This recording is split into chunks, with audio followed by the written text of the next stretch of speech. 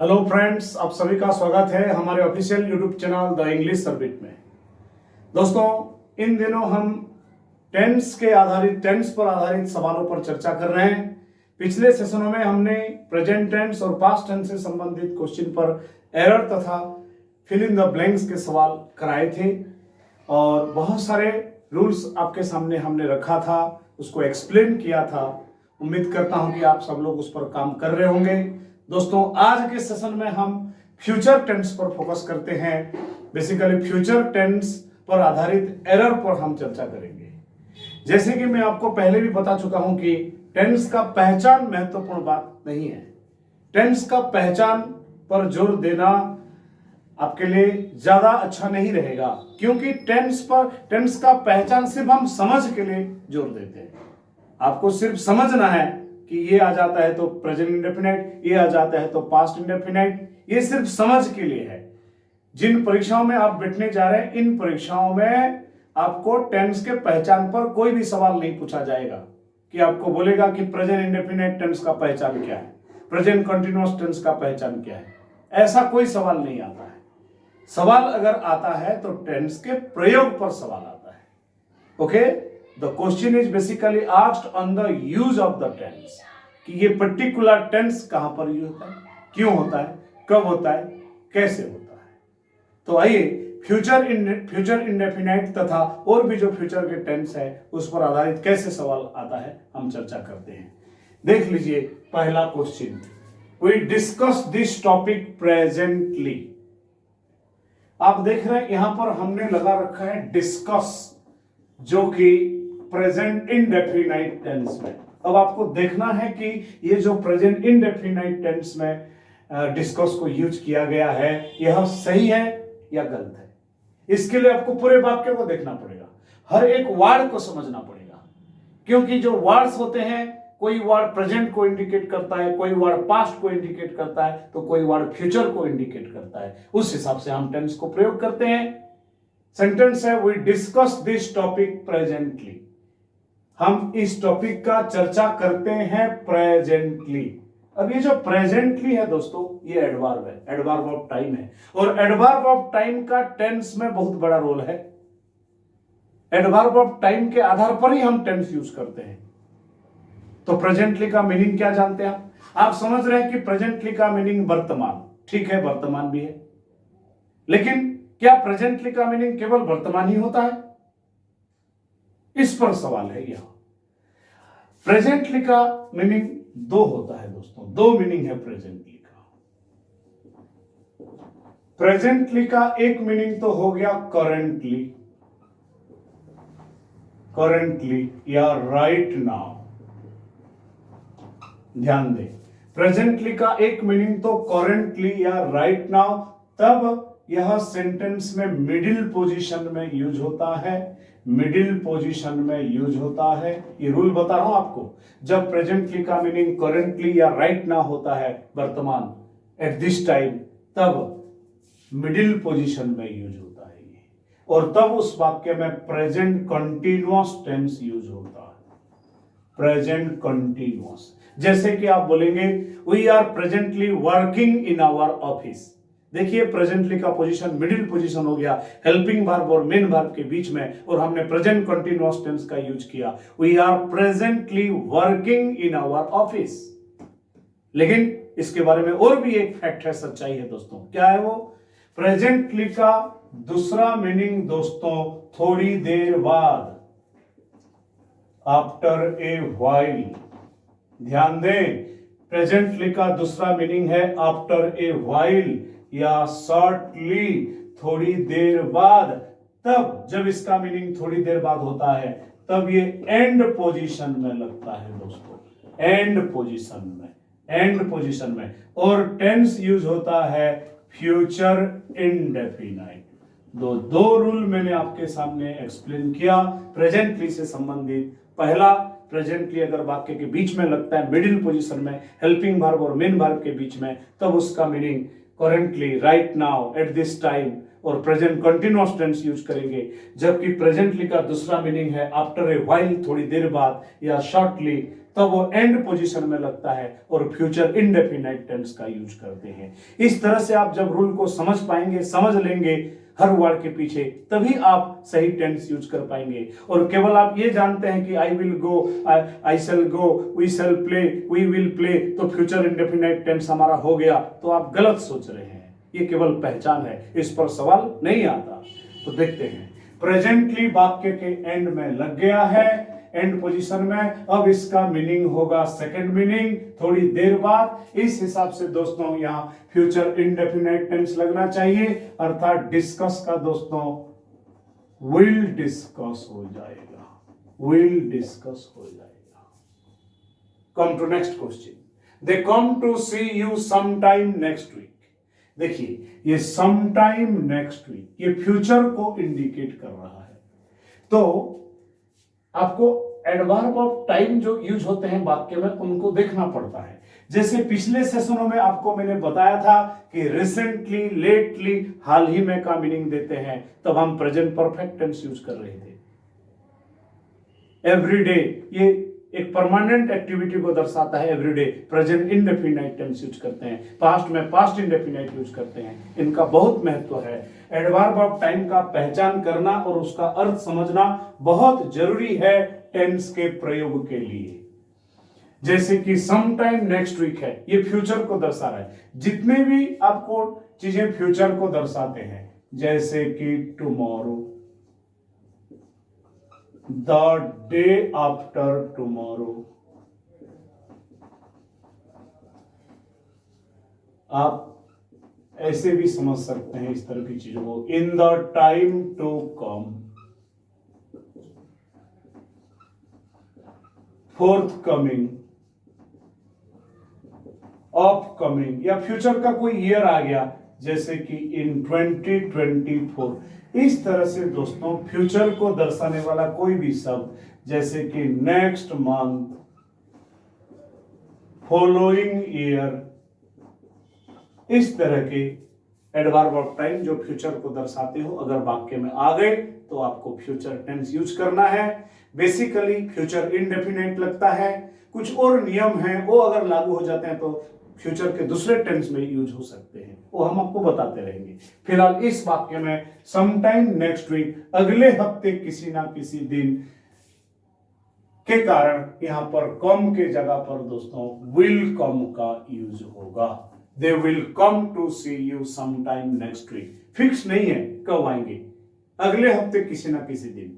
अगर निकट भविष्य में होने वाला कोई कार्य निश्चित हो जाता है तो उसके लिए प्रेजेंट कंटिन्यूअस टेंस यूज करते हैं, वो मैंने आपको पिछले सेशन में बताया, और शायद इसी में भी एक क्वेश्चन है, हम चर्चा करेंगे। फिलहाल यहां पर they will come to see you sometime next week answer होगा।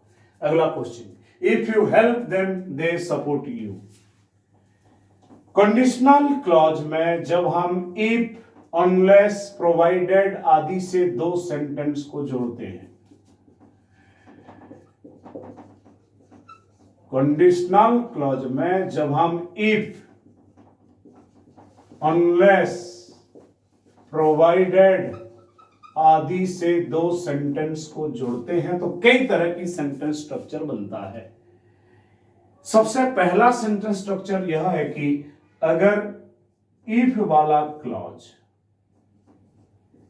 प्रेजेंट इंडेफिनाइट होता है, इफ वाला क्लॉज प्रेजेंट इंडेफिनाइट होता है, तो जो मेन क्लॉज है, मेन क्लॉज वह फ्यूचर इंडेफिनाइट होता है। ये पहला रूल है दोस्तों, rule number one. Rule number one क्या है? अगर इफ क्लॉज प्रेजेंट इंडेफिनाइट होता है तो मेन क्लॉज फ्यूचर इंडेफिनाइट होता है। ऐसा है क्या? चेक करते हैं। देखिए, if you help them, if clause present indefinite हो गया, सही है। If you help them, they support you, main clause भी प्रेजेंट इंडेफिनाइट हो गया, जबकि नियम के अनुसार मेन क्लॉज फ्यूचर इंडेफिनाइट होना चाहिए था, अर्थात दे सपोर्ट यू गलत है दोस्तों, दे विल सपोर्ट यू होगा। Come to next question, if you don't water the plants they will die. ये भी इफ क्लॉज से संबंधित है। अब हम दूसरे रूल पर आएंगे। पहला रूल, फर्स्ट रूल आपको मैंने एक्सप्लेन कर दिया था। फर्स्ट रूल के तहत इफ क्लॉज अगर प्रेजेंट इंडेफिनिट होता है तो मेन क्लॉज फ्यूचर इंडेफिनिट होता है। रूल नंबर 2 क्या है दोस्तों कंडीशनल क्लॉज का? अगर कोई सेंटेंस साइंटिफिक ट्रूथ या यूनिवर्सल ट्रूथ का हो, अगर कोई सेंटेंस साइंटिफिक ट्रूथ या यूनिवर्सल ट्रूथ का हो, तब इफ वाला क्लॉज तथा मेन वाला क्लॉज दोनों क्लॉज में प्रेजेंट इंडेफिनाइट हो जाता है। दोनों क्लॉज में प्रेजेंट इंडेफिनाइट हो जाता है, विल सेल नहीं लगेगा। अगर सेंटेंस साइंटिफिक ट्रूथ का है या यूनिवर्सल ट्रूथ का है, तब इफ क्लॉज भी प्रेजेंट इंडेफिनाइट रहेगा और मेन क्लॉज भी प्रेजेंट इंडेफिनाइट रहेगा। इस आधार पर यह सेंटेंस सही है क्या वेरीफाई करते हैं, देखते हैं। If you don't water the plants, ये प्रेजेंट इंडेफिनाइट है, तो इधर भी प्रेजेंट इंडेफिनाइट होगा। दे डाई, ये विल को रिमूव करना पड़ेगा दोस्तों, सिर्फ डाई होगा क्योंकि ये जनरल ट्रूथ है। तो ये होगा if you don't water the plants they die. अगर आप पौधों में पानी नहीं देते हैं वे मर जाएंगे। हिंदी इंपॉर्टेंट बात नहीं है, रूल इंपॉर्टेंट है इसके पीछे। Next, we dare say India wins this game. दोस्तों डेयर से हमें बोध होता है कि, हमें प्रतीत होता है कि ये जो डेयर से है इसके बाद future tense, future particularly future indefinite tense का यूज होता है। कुछ शब्द हैं दोस्तों जैसे कि होप, जैसे कि प्रॉमिस, जैसे कि सपोज, जैसे कि एज्यूम, जैसे कि डेयर से, जैसे कि फियर, जैसे कि डाउट। इस तरह के शब्दों के बाद बेसिकली फ्यूचर इंडेफिनाइट टेंस का यूज होता है। आप इसको नोट कर लें। Hope, promise, suppose, assume, dare say, fear, doubt, इनके बाद फ्यूचर इंडेफिनाइट टेंस का यूज होता है। तो आप देख सकते हैं डेयर से के बाद हमने प्रेजेंट इंडेफिनाइट टेंस लगा रखा है, ये गलत है दोस्तों। विंस के जगह पर इंडिया विल विन हो जाएगा। Next, I will not go anywhere until he will come back. ये मैं आपको पहले भी एक्सप्लेन कर चुका हूं। इसके पीछे क्या रूल है? जब भी हम फ्यूचर टेंस में किसी भी कंजंक्शन से दो वाक्य को जोड़ते हैं, जब भी हम फ्यूचर टेंस में किसी भी कंजंक्शन से, फ्यूचर टेंस में किसी भी कंजंक्शन से दो वाक्य को जोड़ते हैं, फ्यूचर टेंस कंजंक्शन दो सेंटेंस को जोड़ेंगे तो दोनों तरफ फ्यूचर नहीं होता। आप इधर भी फ्यूचर कर दें और इधर भी फ्यूचर कर दें, ये गलत हो जाएगा। फ्यूचर टेंस में किसी भी कंजंक्शन से दो सेंटेंस को जोड़ेंगे, दोनों तरफ फ्यूचर नहीं होता। फिर क्या होता? जो कंजंक्शन वाला पार्ट है दोस्तों, कंजंक्शन वाले पार्ट में प्रेजेंट इंडेफिनाइट लगता है और जो मेन क्लॉज होता है, मेन क्लॉज में फ्यूचर टेंस का आप यूज कर सकते हैं। तो देखिए, I will not go anywhere, ये main clause, I will not go anywhere ये मेन क्लॉज है, ये फ्यूचर हो सकता है। अनटिल कंजंक्शन वाला क्लॉज है, अनटिल वाला भाग फ्यूचर नहीं हो सकता दोस्तों, अनटिल ही कम्स बैक होगा। Next question, see these black clouds it will rain. इन बड़े बड़े काले बादलों को देखो, बारिश होगी। यहां थोड़ा समझना है आपको। सुनने में वाक्य सही लग रहा होगा कि देखो इन बड़े बड़े बादलों को देखो, काले बादलों को देखो, बारिश होगी, लेकिन ये एप्रोप्रिएट टेंस नहीं है क्योंकि संभावना प्रबल हो गया है। यहां मैक्सिमम हाईएस्ट पॉसिबिलिटी हो गया है क्योंकि हमने यहां पर हिंट्स दे दिया, इन बड़े बड़े बादलों को देखो, इसका मतलब बारिश बस होने वाली है। तो जब संभावना बढ़ जाती है तो तब हम बी गोइंग टू स्ट्रक्चर को यूज करते हैं। कोई चीज मान लो कि होने ही वाला है क्योंकि आप उसमें कुछ आपने दिया है, ऐसा कुछ रीजन कारण जिससे संभावना बढ़ गया है, तो आप बी गोइंग टू को यूज करेंगे। इट विल रेन के जगह पर it is going to rain होगा दोस्तों, it is going to rain. Next, I doubt when they attend our programme. थोड़ी देर पहले मैंने आपके सामने वर्ड्स रखा था, जैसे कि डेयर से, प्रोमिस, डाउट, इनके बाद फ्यूचर टेंस होता है। तो वेरी सिंपल, यहां पर डाउट हो गया, मैं डाउट करता हूं कि वे हमारे प्रोग्राम को अटेंड करेंगे या नहीं। मैं डाउट करता हूं कि वे हमारे प्रोग्राम को अटेंड करेंगे या नहीं। तो दोस्तों यहां पर attend, will attend future indefinite में कन्वर्ट हो जाएगा।